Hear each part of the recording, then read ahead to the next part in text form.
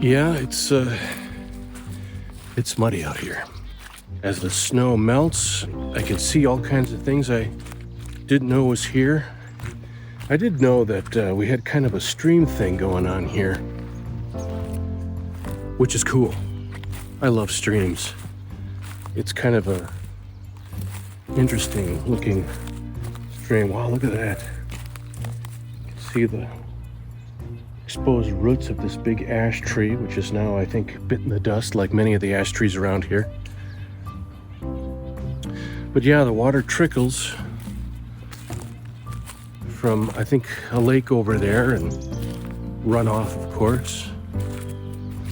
But yeah, it's really muddy. Mud season is upon us.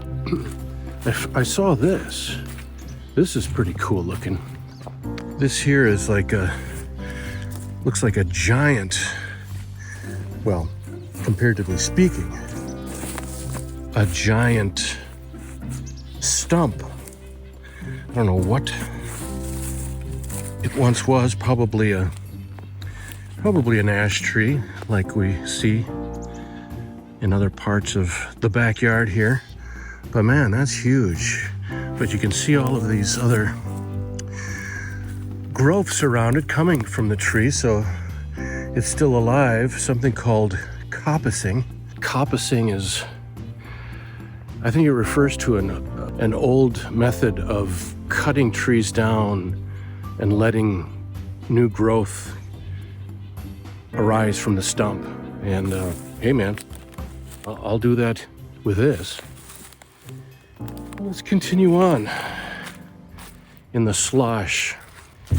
You know, when it's like this, it's like hard to want to walk around too much because you're gonna just make a mess. It's hard to get around. You should see the inside of the house because Juniper runs around out here and then comes inside and marks up the carpet. Oh. What do? If you want to have a dog and property that isn't all nicely manicured with a carpet of lawn, it's what you're gonna have to deal with. Yeah, it's interesting. We've got piles of rocks around here, which is cool. It's funny how it's obvious that the backyard here previously was just thought of as sort of a kind of a dumping zone, you know? It's like serves two purposes, it seems like. It serves the purpose of blocking the view of your neighbors or your neighbors from you or whatever, and then just getting rid of stuff you don't know what to do with. Piles of landscaping bricks and stuff like that. It's not just about buckthorn, as I've already pointed out. It's a lot of other kind of clearing to do yet here. But maybe I'll show you the front yard by comparison. Okay, let's make our way up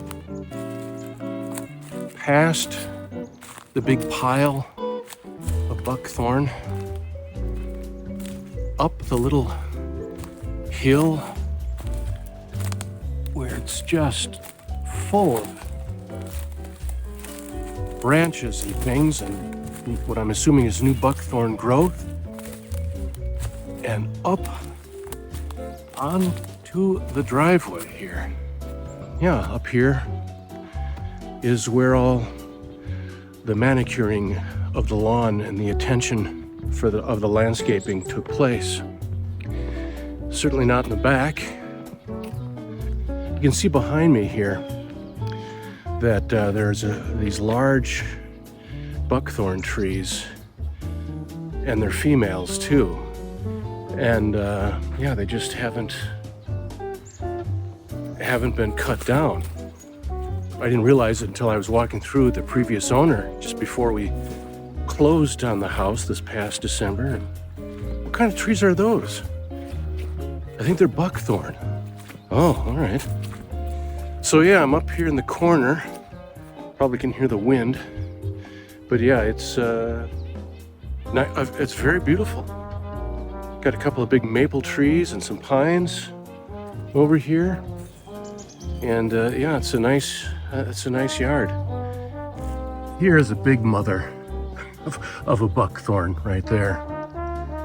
And it's crowding out this, what I think is a wild plum tree right here, which has been trimmed. And then a lot of water spouts just kind of growing up from it, you know.